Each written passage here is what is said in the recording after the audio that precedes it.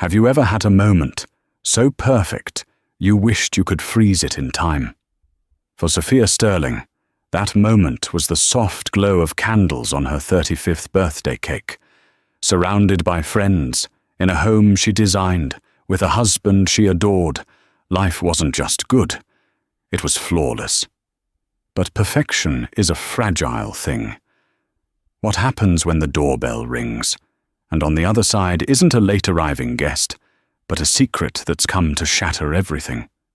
Stay with me as we unravel a story of betrayal that turns into a confession so shocking it rewrites an entire family's history, all while a camera was secretly streaming it to the world. The air in Sophia Sterling's home hummed with the gentle murmur of success. It was the sound of clinking champagne flutes, soft jazz spilling from hidden speakers, and the low, confident laughter of people who believed their futures were as secure as the stock market. Tonight, that sound was a symphony dedicated to her. It was her 35th birthday, and the party was a perfect reflection of the life she and her husband, Andrew, had meticulously built. Their home, a modern marvel of glass and white stone, nestled in the affluent suburb of Crestwood, was her own design.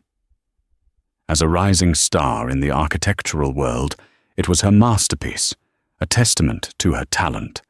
Every clean line, every expansive window that framed the setting sun was a piece of her soul. She moved through the crowd, a vision in an emerald silk dress that matched the deep, steady green of her eyes. She smiled, accepted compliments on the house, on her dress, on the canapes. Andrew was never far from her side, his hand resting possessively on the small of her back. To everyone here, Andrew Sterling was the complete package, devastatingly handsome, with a charming smile that could disarm anyone, and the heir to Sterling and Sons, a lucrative property development empire. He was the golden son, the perfect husband. "She's outdone herself again," she heard someone whisper as she passed. "They're the perfect couple." Sophia's smile tightened for just a fraction of a second. Perfection was a heavy crown to wear. It required constant polishing.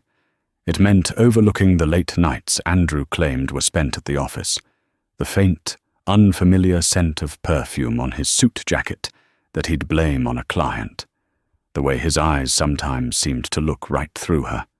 She'd told herself it was the pressure of his job, the weight of his family's legacy.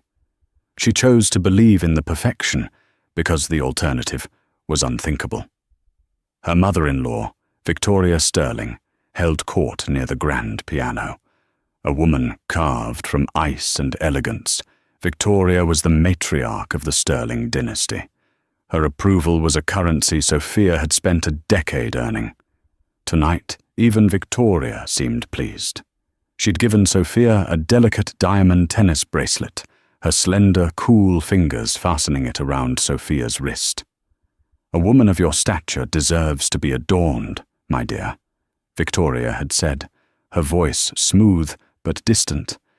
It was the closest she ever came to a genuine compliment. Victoria's relationship with her own late husband, Arthur Sterling, had been notoriously cold, a business merger more than a marriage.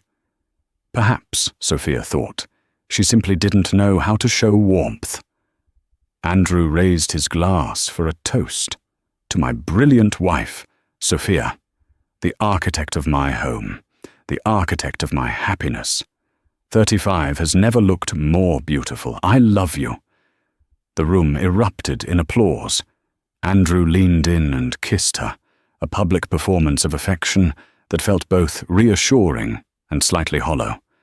As she pulled back, she caught her reflection in the glass of the French doors. She saw the perfect wife, in the perfect home, with the perfect husband. A beautiful, gilded cage. Just as the caterers began to bring out the towering birthday cake, a confection of white chocolate and raspberries, the doorbell rang. It was a sharp, insistent chime that cut through the pleasant hum of the party. A few guests glanced towards the door. Andrew frowned slightly. "Were you expecting anyone else?" "No," Sophia said, a strange, prickling unease creeping up her spine. All their friends were here. Their housekeeper, Maria, hurried to the door. Sophia watched as she opened it, saw Maria's polite smile falter, replaced by a look of stunned confusion. A young woman stood on the threshold, silhouetted against the encroaching twilight. She was beautiful, with long, dark hair and a defiant set to her jaw. She wore a simple black dress, but it did little to conceal the gentle, unmistakable swell of her stomach. The woman's eyes scanned the room, bypassing the confused guests, and landed, with laser-like precision, on Andrew. A slow, triumphant smile spread across her lips. "Andrew," she called out, her voice clear and carrying over the now silent room. "Aren't you going to introduce me to your wife?" The symphony of success shattered into a million pieces. The gilded cage had just been blown wide open, and Sophia Sterling was standing right in the middle of the explosion. Time seemed to warp, slowing down as every head in the room swiveled in a synchronized, disbelieving arc. The jazz music, forgotten by the DJ, continued its cheerful, oblivious tune, a grotesque soundtrack to the demolition of Sophia's life. The young woman stepped inside, her heels clicking with unnerving confidence on the polished marble floor. She didn't look like a homewrecker from a soap opera. She looked like a girl you'd see at a coffee shop, young, pretty, and utterly convinced of her own righteousness. Andrew was frozen, his face a mask of pale, waxy horror. The champagne flute he held slipped from his nerveless fingers, shattering on the floor with a sound that made Sophia flinch. Champagne pooled around his expensive Italian shoes like a golden accusation. Who are you?" Sophia's voice was a whisper, barely audible, but in the tomb-like silence of the room, it echoed. The woman's gaze shifted to Sophia. There was no sympathy in her eyes, only a chilling sort of pity. "My name is Chloe, and I'm carrying Andrew's baby." A collective gasp rippled through the guests.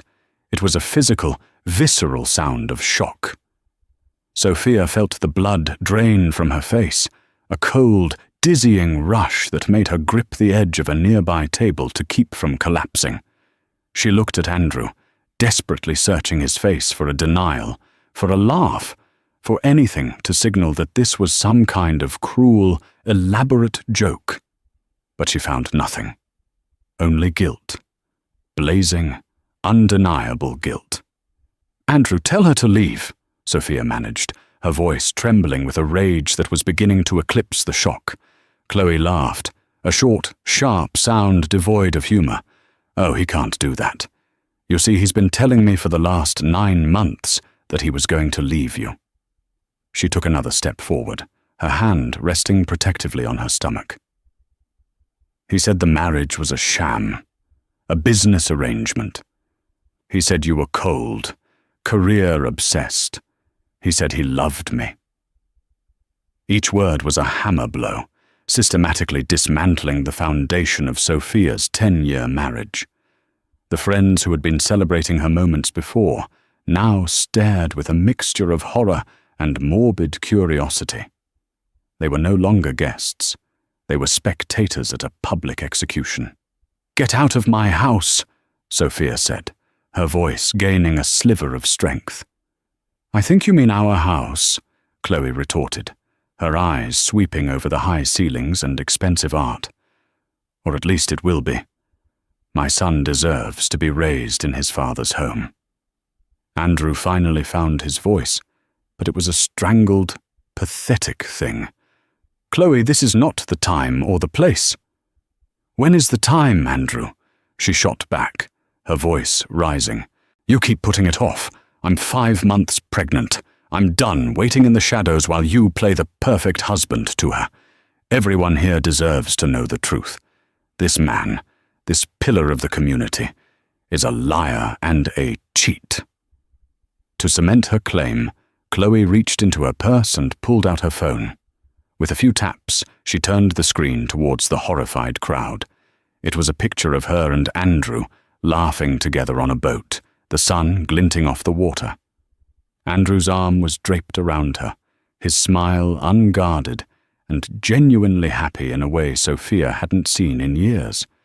It was followed by a screenshot of a text message, ostensibly from Andrew. "Just get through this stupid party, then I'm all yours, I promise. Love you." The evidence was irrefutable. The betrayal was absolute. Sophia's best friend, Sarah, rushed to her side, wrapping a protective arm around her. "Let's get you out of here, Sophia." But Sophia couldn't move.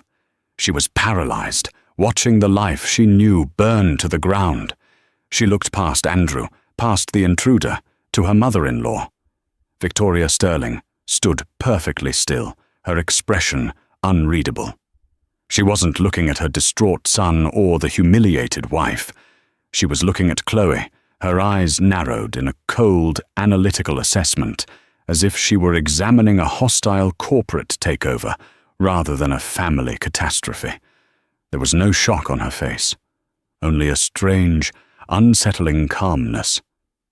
The guests, sensing the party was irrevocably over, began to make their excuses, murmuring apologies as they scurried for the door, eager to escape the suffocating atmosphere of betrayal. The whispers would be all over town by morning. The perfect couple was no more. Finally, only a few people remained: Sophia, Andrew, Chloe, Sarah, and Victoria. Sophia turned to Andrew, her carefully constructed composure finally cracking. The pain was a physical thing, a shard of glass in her chest. 10 years, Andrew, she whispered, her voice breaking. Was any of it real? He couldn't meet her eyes. He just stared at the shattered glass on the floor. Sophia, I can explain. Explain what? She cried, the sound raw and wounded. Explain how you whispered you loved me this morning while you were planning your life with her. Explain that text message? Explain that baby? She didn't wait for an answer. She turned and walked, blindly, towards the sweeping staircase, each step an monumental effort. She didn't know where she was going. She just knew she had to get away from the ashes of her perfect life. The days that followed were a blur of grey, featureless hours. Sophia had fled to Sarah's spare bedroom, a small, quiet space that felt like a sanctuary after the cavernous emptiness of her own home. She had taken nothing with her but the clothes on her back and the diamond bracelet from Victoria, which now felt like a shackle on her wrist. The house she had designed, the one she had poured her heart and soul into, was now a tainted space. Every corner held a memory now poisoned by Andrew's betrayal. The breakfast nook where they'd planned a trip to Italy, the living room where they'd celebrated her first major commission, the bedroom they had shared. It was all contaminated territory. Andrew, of course, had tried to reach her. A relentless barrage of calls, texts, and emails filled her phone. Sophia read the first few before a wave of nausea forced her to stop. Sophia, please talk to me. It wasn't what it looked like. She trapped me. This is all a misunderstanding. I love you. Only you. We can fix this. Don't throw away 10 years. They were the pathetic, textbook excuses of a guilty man. Each message was a fresh twist of the knife. He wasn't sorry for what he did. He was sorry he got caught. He wasn't trying to save their marriage. He was trying to save his reputation. She blocked his number and deleted his emails without reading them. The silence was better than the lies. Sarah was a rock, fielding calls from concerned friends and fielding Sophia from the world. She brought her tea, sat with her in silence, and let her cry until she was exhausted. What do I do now? Sophia asked one afternoon, staring blankly at the rain streaking down the window pane. My whole life. It was a lie. No, Sarah said firmly, sitting beside her. Your career is not a lie. Your talent is not a lie. The friendships you have are not a lie. He was the lie, Sophia, and you're better off without him. But it didn't feel that way. It felt as if a vital part of her had been amputated without anesthesia. She had built her identity around being Mrs. Sterling, the wife of a powerful man, one half of a perfect couple. Who was she without him? The question terrified her. The gossip, she knew, was rampant. She could only imagine the phone calls, the whispers at the country club, the pitying looks. Did you hear about the Sterlings? At her own birthday party, no less. So tragic. Her humiliation was now public entertainment. 1 week after the party, an unexpected call came through. The caller ID read, Victoria Sterling. Sophia's first instinct was to ignore it. She couldn't face her mother-in-law. She couldn't bear to hear Victoria's disappointment, or worse, her attempts to defend her precious son. But something made her answer. Hello, Victoria. Her voice was flat, devoid of emotion. Sophia. Victoria's tone was as crisp and cool as ever. There was no preamble, no awkward apology for Andrew's behavior. I need to see you. Can you meet me for tea tomorrow? The Willow Creek Tea Room at 2 o'clock. It wasn't a request. It was a summons. Sophia was about to refuse when Victoria spoke again, her voice lowering slightly. This is not about defending Andrew. I assure you, my son's infidelity is the least of my concerns right now. This is about the future of the Sterling family. And whether you know it or not, you are still a part of that. There are things you do not understand, Sophia. Things that were set in motion long before you ever met my son. The words were cryptic, chilling.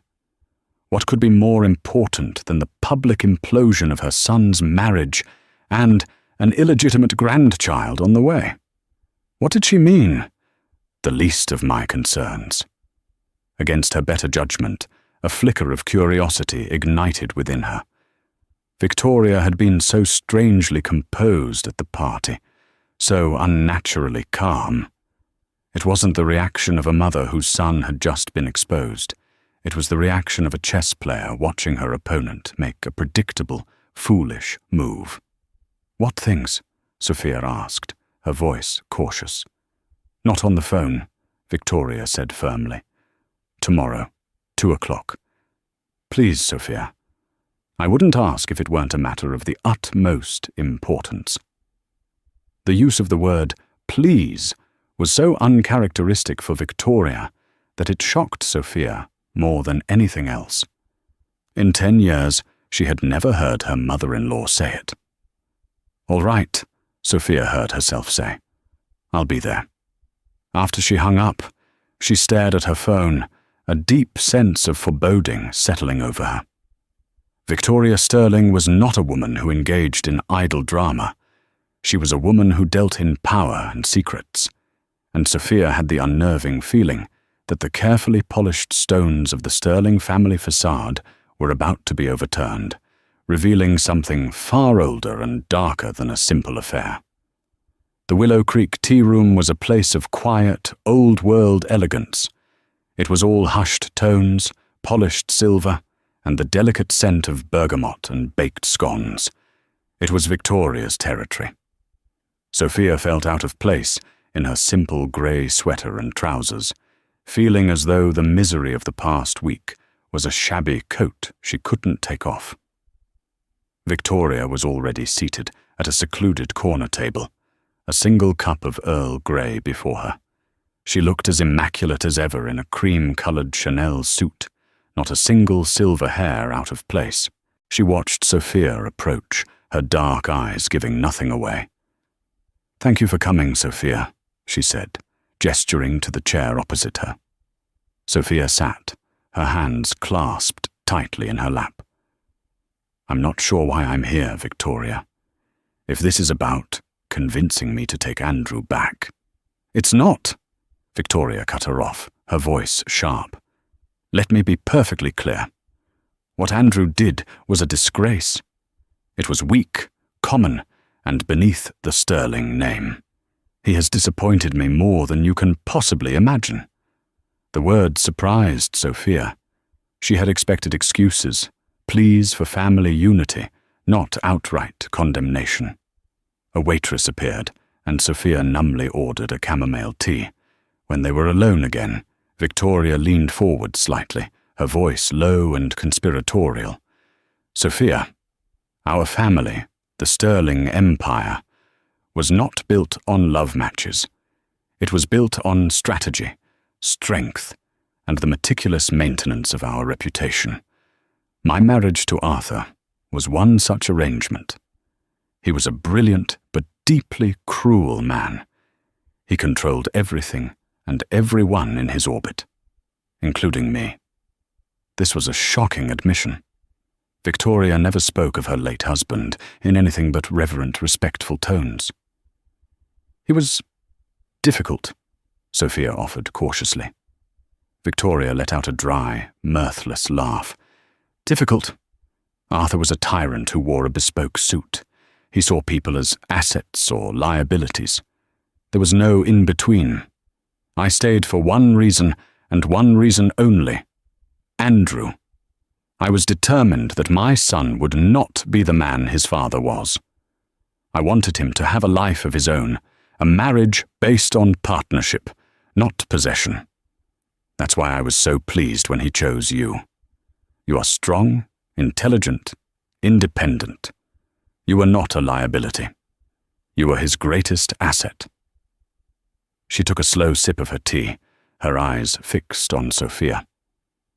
To see him throw that away for a cheap, foolish affair, it is not just a betrayal of you. It is a betrayal of the 40 years I spent enduring his father. Sophia didn't know what to say. She was seeing a side of her mother-in-law she never knew existed, a woman who had been trapped, who had sacrificed, who was now watching her life's work crumble. That girl, Chloe, Victoria continued, her voice hardening. I did not believe her appearance was a coincidence. The timing was too perfect, the execution too theatrical. So I had her investigated. You what? I have people, Sophia. People who are very good at finding information. Chloe is not some lovesick girl who was swept off her feet. She is a cocktail waitress with a history of targeting wealthy, married men. But this is different. 2 months ago, a large anonymous deposit was made into her bank account. A deposit far too large to be a simple gift from my son. Sophia stared at her, horrified. You think someone paid her to do this? I am certain of it, Victoria stated. Someone wants to destroy the Sterling family. They used my son's weakness as the key to unlock the door. By creating a public scandal and introducing a potential heir, they could trigger clauses in the family trust, challenge Andrew's leadership at the company, and send our stock into a free fall. This was never about love. It was a corporate attack disguised as a personal drama. The scale of the deception was staggering. It was far bigger and more sinister than a simple affair. Who? Sophia whispered. Who would do that? I have my suspicions, Victoria said, her lips thinning into a hard line. A disgruntled cousin, a business rival. Arthur made many enemies. But suspicion is not proof, which is why I need your help. My help? What can I possibly do? Here it was, the true purpose of this meeting. Victoria laid out her plan with the cool precision of a general planning a battle campaign. I am arranging a family meeting at my house in 2 days. Andrew will be there. I will ensure Chloe is there as well. I want you to be there too. Absolutely not, Sophia said, standing up. I will not be in the same room as them. I will not be a part of your family games, Victoria. Sit down, Sophia, Victoria commanded, her voice like steel. Sophia, to her own surprise, found herself obeying. This is not a game. This is about taking back control.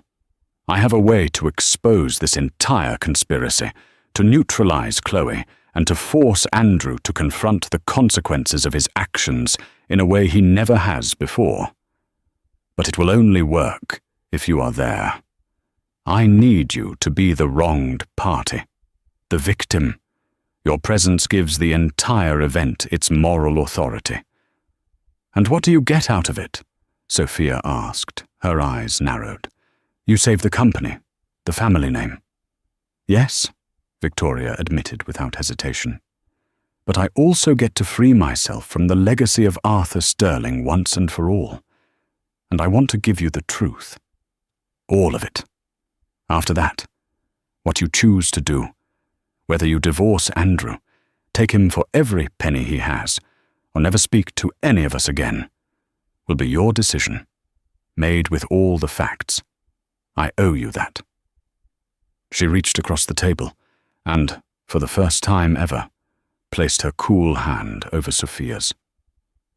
I have one more thing to ask of you. It will seem strange, but you must trust me. During this meeting, I will be setting up a camera. It will be live streaming to a private, invitation-only group. It's for insurance. No one will know but you and me. Can you trust me, Sophia? Just this once? A live stream? The idea was bizarre, theatrical. What could Victoria possibly be planning that needed to be broadcast? Sophia's mind reeled.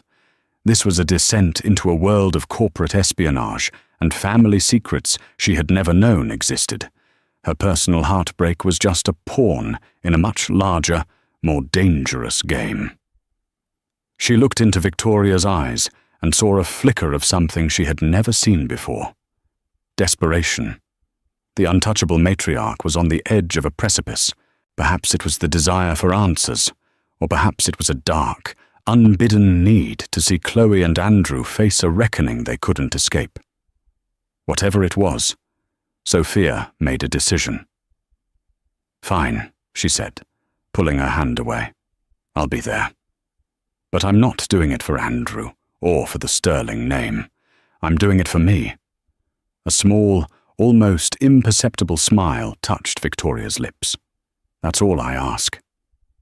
Victoria's home was nothing like the modern, airy space Sophia had built.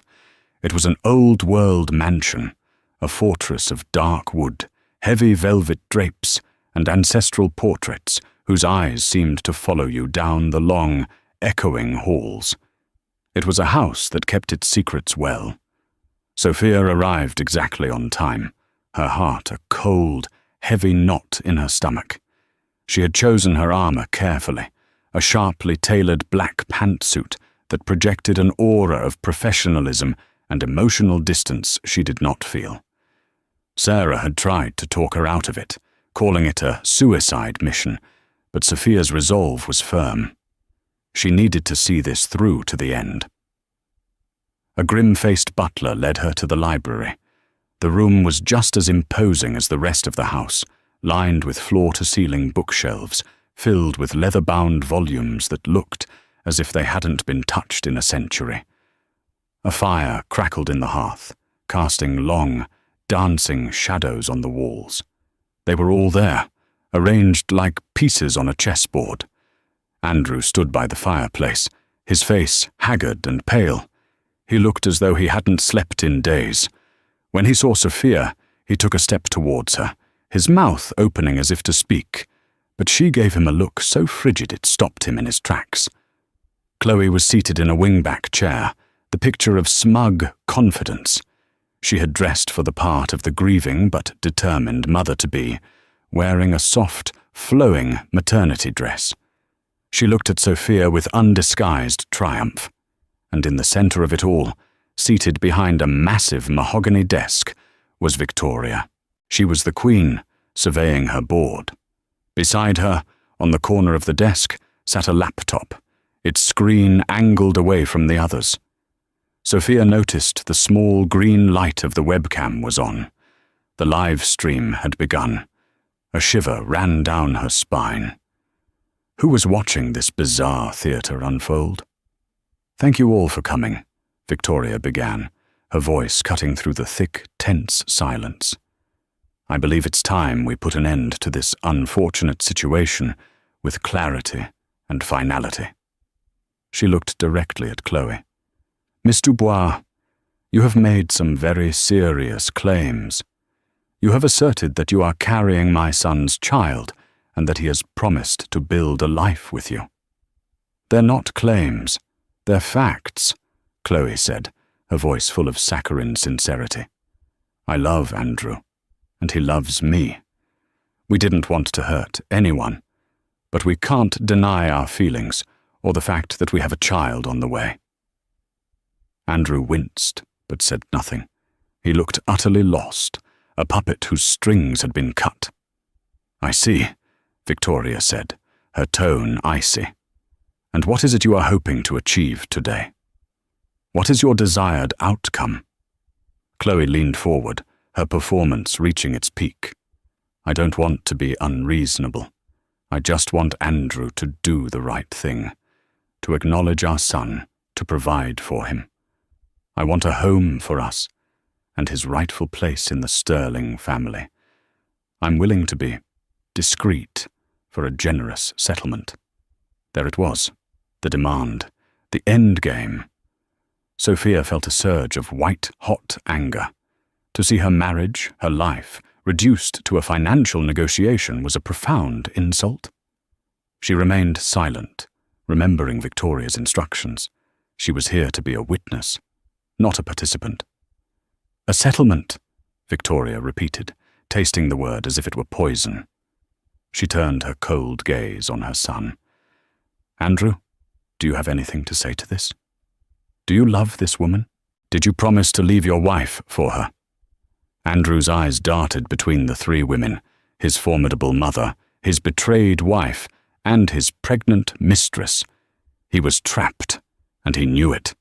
"Mom, it's complicated," he stammered. "I made a mistake, a terrible mistake. Chloe, I never said I would leave Sophia. I was confused." "Confused?" Chloe shrieked, her mask of civility slipping. "You liar! You told me you loved me. You told me she meant nothing to you. You sent me that text from her birthday party." The argument devolved into a sordid, ugly exchange. Chloe accusing, Andrew denying, his lies becoming more tangled and pathetic with every sentence. Sophia watched it all with a strange sense of detachment. The pain was still there, a dull, constant ache, but it was now overlaid with a profound sense of disgust. This was the man she had loved, this weak, cowardly stranger. Throughout the entire ugly spectacle, Victoria remained perfectly still. She let them argue, let the accusations fly, let the whole sordid mess spill out onto the Persian rug. She was allowing them to dig their own graves. Finally, when Chloe was breathless and Andrew was a sweating, stammering mess, Victoria held up a single manicured hand. The room instantly fell silent. "Enough," she said, her voice quiet, but ringing with absolute authority. She turned the laptop on her desk so that its screen was visible to everyone. It showed a simple video conferencing grid, but the squares weren't empty. They were filled with the faces of the Sterling family's most influential board members, lawyers, and key relatives from across the country. Their expressions were grim and horrified. Chloe's face went white. Andrew looked as if he was going to be physically sick. "As you can see," Victoria said calmly, "the board of Sterling and Sons, along with our family council, has been present for this entire conversation. I felt it was important for them to have a full and transparent understanding of the situation threatening the stability of our company." She then turned her attention back to the desk, clicking a mouse. A new window popped up on the screen, showing bank statements. And this This is a record of the anonymous payment of $250,000 into your account, Miss Dubois, traced back to an offshore shell corporation owned by the Cromwell Group, our biggest competitor." Chloe stared at the screen, her mouth opening and closing like a fish. The color had completely drained from her face. She was exposed. The trap had been sprung.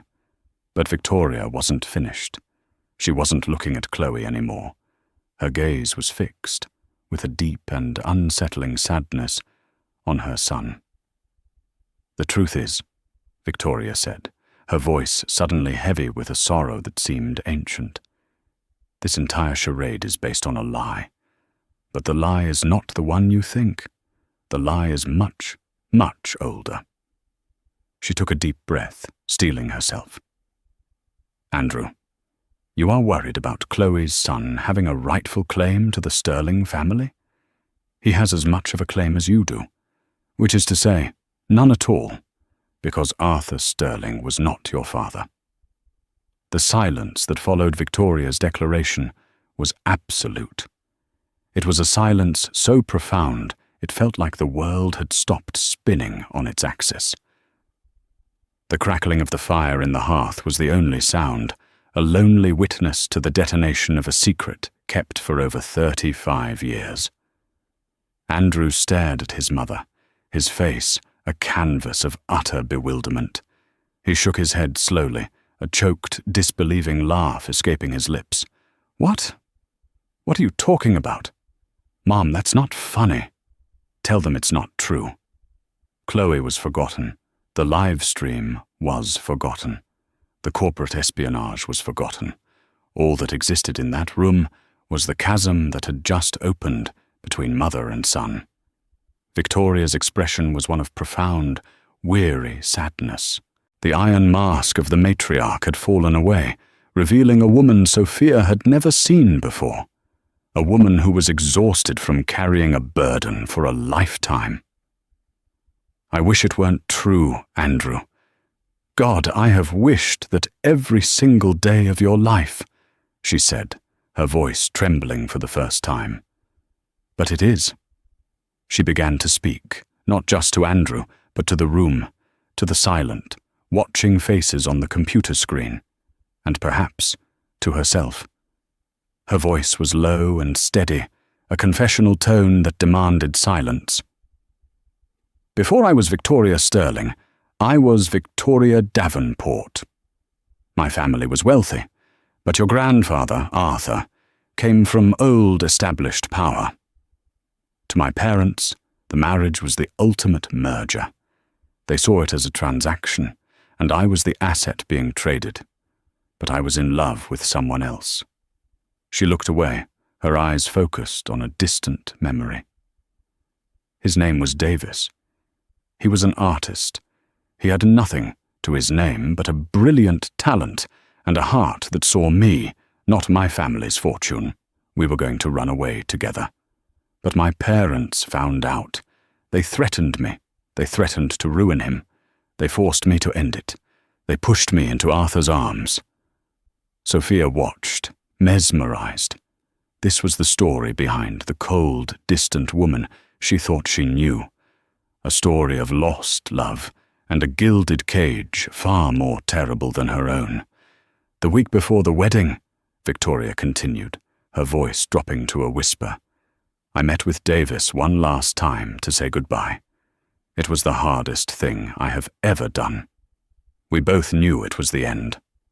What I didn't know, what I wouldn't realize until 2 months later, was that our goodbye had left me with a part of him." She looked directly at Andrew, her eyes shimmering with unshed tears. "You, Andrew. You are Davis's son."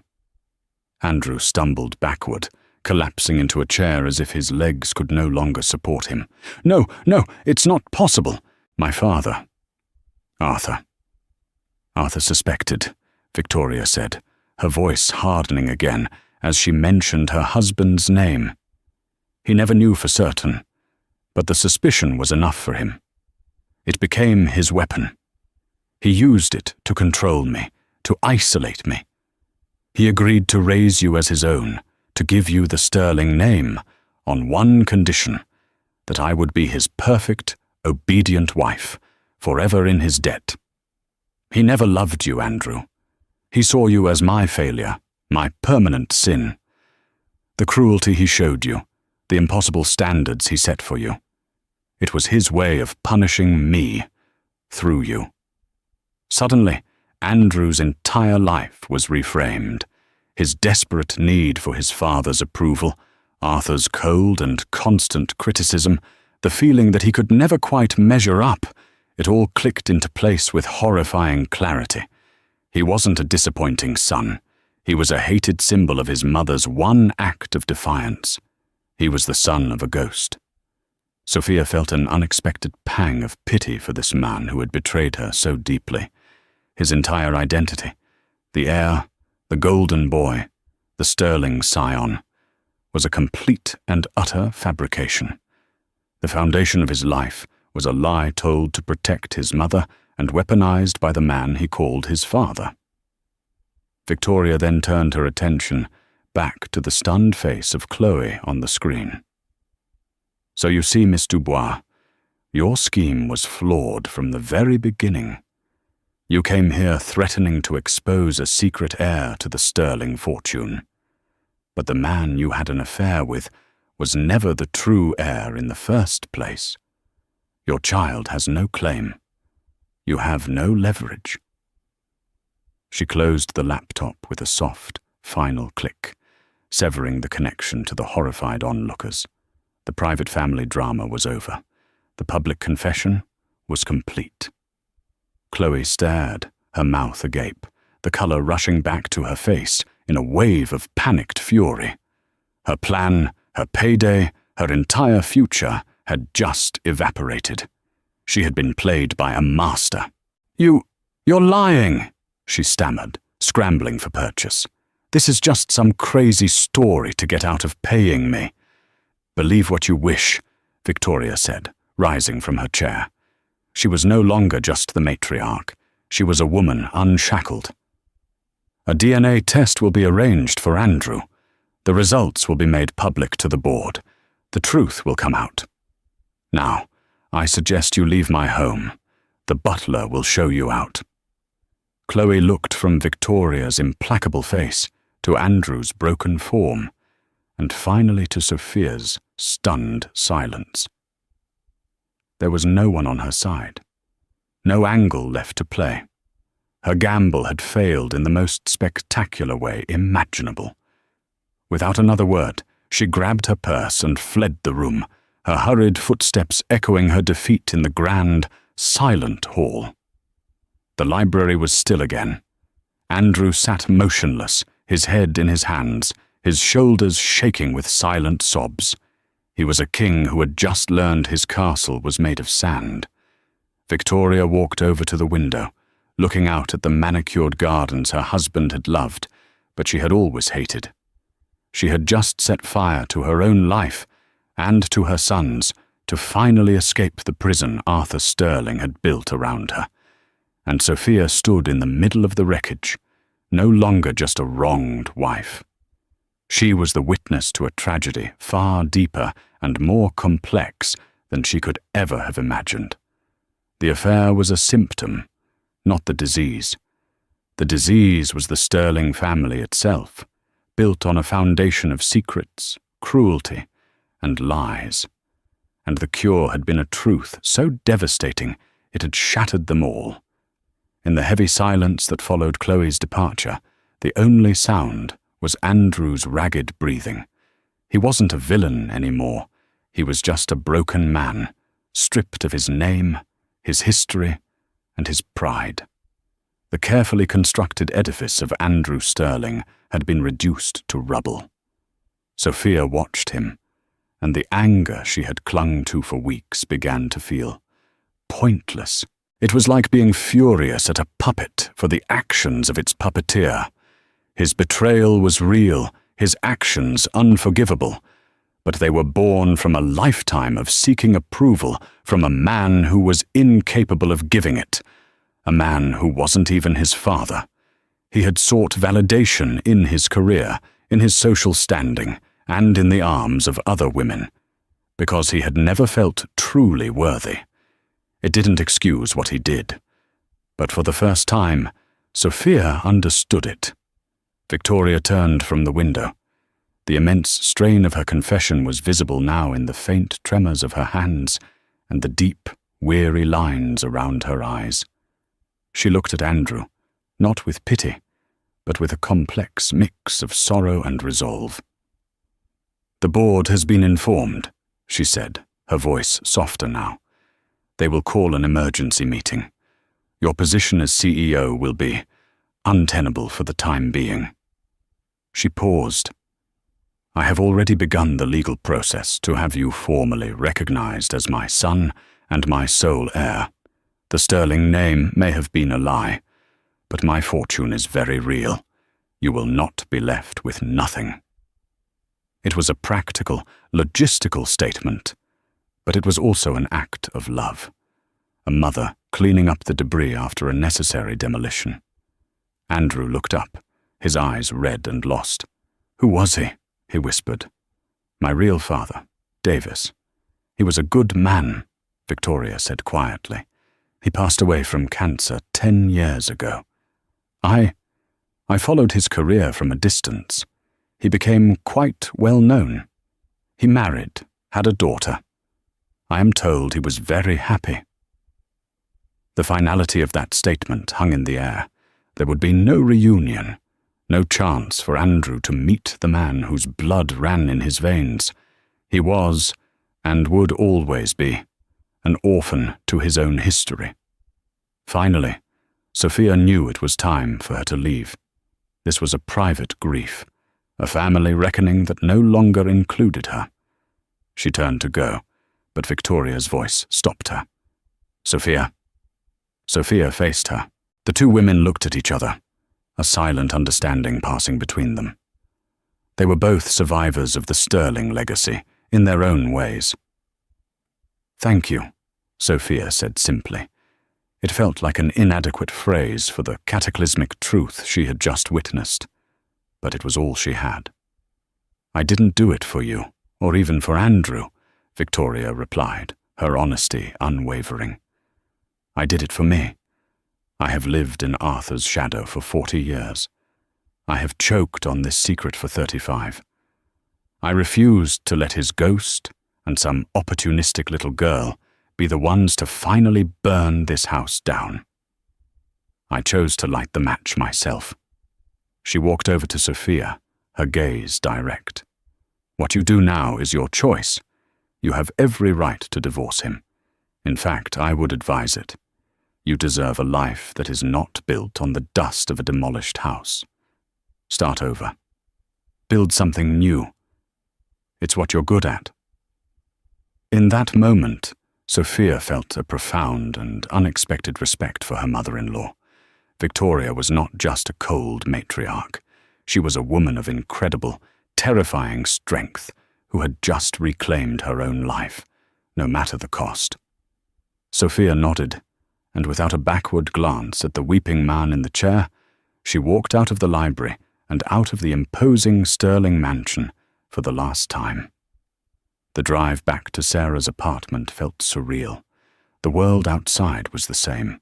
Cars driving, people walking their dogs. But her own world had been fundamentally altered. She didn't know what the future held. The divorce was inevitable. Andrew had to embark on a journey to figure out who he was without the Sterling name, without his father's ghost haunting him. Maybe one day he would become a man she could respect again, but she knew he could never again be a man she could love. The trust was not just broken, it had been built on a foundation that never existed. Her own future, however, felt clear. The weight of maintaining the perfect life was gone. The pressure to live up to the Sterling name was gone. All that was left was her, Sophia, the architect. She thought of Victoria's final words, "Build something new." And for the first time in weeks, Sophia Sterling smiled. It wasn't a big smile, but it was real. It was the smile of a woman who had just been handed a blank blueprint. The demolition was over. It was time to start designing. The 3 weeks that followed the confession were strangely quiet. The world, which had tilted so violently on its axis, had settled into a new, unfamiliar alignment. For Sophia, the silence was a balm. She had moved out of Sarah's guest room and into a minimalist, sun-drenched loft in the city's arts district. It was a space of clean lines, polished concrete floors, and a single, massive, floor-to-ceiling window that looked out over the sprawling, energetic pulse of downtown. It was the antithesis of the Sterling mansion, a space that held no secrets, no ghosts, only potential. She had spent her days doing the one thing that had always centered her. She designed. With charcoal pencils and vast sheets of architectural paper spread across a simple drafting table, she drew. She wasn't designing homes for the wealthy elite. She was sketching concepts for a new public library, a women's shelter, a community arts center. She was pouring her pain, her confusion, and her burgeoning sense of freedom into structures meant to serve, to shelter, to inspire. It was a form of therapy, a way of reclaiming her identity, not as a Sterling, but as a creator. The public fallout, however, had been anything but quiet. The business world was a hornet's nest of speculation. It started with a terse press release from Sterling & Sons announcing Andrew Sterling was taking an indefinite leave of absence for personal reasons. This was followed by financial news reports detailing a sudden, dramatic shake-up on the board. Victoria Sterling, once a silent power, had emerged from the shadows. Financial columnists wrote lengthy pieces analyzing her brilliant, ruthless maneuver. She hadn't just saved the company from a hostile takeover by the Cromwell Group. She had consolidated her power, purged the board of anyone whose loyalty was questionable, and stabilized the stock after an initial panic. She had burned down the patriarchy of her late husband and rebuilt the empire in her own image. Sophia's lawyer, a sharp, empathetic woman named Catherine, had handled the divorce proceedings with quiet efficiency. As Victoria had predicted, there was no fight. Andrew's legal team sent a single, brief response. He agreed to all of Sophia's terms. He would sign whatever she put in front of him. There was no argument over the house she had designed, the assets they had accumulated, or the future of their shared life. It was a surrender. "He's not asking for anything," Catherine had told her over the phone, a note of surprise in her voice. "He's letting you write the entire settlement. In my 20 years of practice, I've never seen anything like it from a family this wealthy." But Sophia understood. What could he possibly ask for? Their shared life had been based on a lie he hadn't even known he was living. She instructed Catherine to draft an agreement that was fair, not punitive. She would take her share of their marital assets and full ownership of the house, her creation. She wanted nothing more. She had no desire to be funded by the Sterling legacy. She was determined to be the architect of her own fortune. One crisp autumn afternoon, a text message lit up her phone. The number was unknown, but the message was unmistakable. "Sophia, it's Andrew. I know I have no right to ask, but would you meet me? Just once, to talk. There's a small park on Ellison Avenue, tomorrow at noon. If you're not there, I'll understand." Her first instinct was to delete it. What was there left to say? But a deeper, quieter part of her knew this was a necessary final step. She couldn't begin building her new life until the last of the old debris was cleared away. The next day, she found him sitting on a solitary bench overlooking a small duck pond. The change in him was startling. Gone was the perfectly tailored suit, the confident posture, the aura of inherited power. He wore a simple grey Henley and jeans, and he looked smaller, more human. The dark circles under his eyes spoke of sleepless nights, but there was a stillness in him she hadn't seen before. The frantic, desperate energy was gone. He stood as she approached. "Thank you for coming," he said, his voice quiet. "Andrew," she replied, her tone neutral. She remained standing. "I don't want to make excuses," he began, looking not at her, but at the water. "There are no excuses for what I did to you. The lies, the affair, it was cowardly and cruel, and you deserved none of it. I was a weak man, Sophia, hiding inside a powerful name.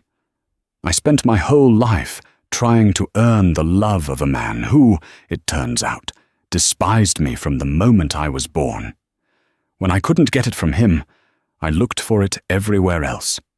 From you, from my mother, from others. It was a hunger that could never be filled." He finally met her eyes, and she saw a flicker of the man she had once loved, buried beneath layers of pain and regret. "When my mother told the truth, it was like the world ended. But after a few days, I realized it wasn't the end. It was a beginning. I don't know who I am without the sterling name. And that's terrifying. But it's also freeing. I'm sorry, Sophia. I am so deeply, profoundly sorry for breaking our vows and for destroying the beautiful life you built for us."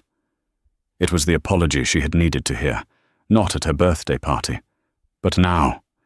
It was honest, stripped of ego, and raw. "What will you do?" she asked, her voice softening. "I'm leaving Crestwood," he said. "My mother has arranged things. A trust in my biological father's name, Davis Alistair. I'm going to travel for a while, maybe try to find his daughter, my half-sister. I need to figure out who Andrew Alistair is." He took a breath. "As for Chloe, the baby is mine. A paternity test confirmed it. My mother's lawyers have created a trust for him. He will be provided for, always. But I will not have a relationship with her. That part of my life is over. I have to be a father now, and I can't do it while repeating my own history of lies." Sophia nodded slowly, a sense of finality washing over her. This was the end. Not a fiery, dramatic end, but a quiet, somber one. The closing of a book. "I hope you find him, Andrew," she said, and she meant it. "I hope you find yourself." She turned and walked away, not looking back. She didn't need to. The echo of the falling walls was finally fading, and ahead of her there was only the clean, quiet space of a future waiting to be designed. That night, Sophia didn't just lose a husband. She witnessed the implosion of a dynasty, built on a secret a mother kept for 35 years. It's a stark reminder that the families that seem the most perfect on the outside are often the ones hiding the deepest cracks. Sophia's story isn't just about the pain of betrayal, but about the incredible strength it takes to walk away from the rubble and build a new life from scratch, on your own terms. What would you have done in her shoes? Could you ever find pity for a man like Andrew after his world was shattered?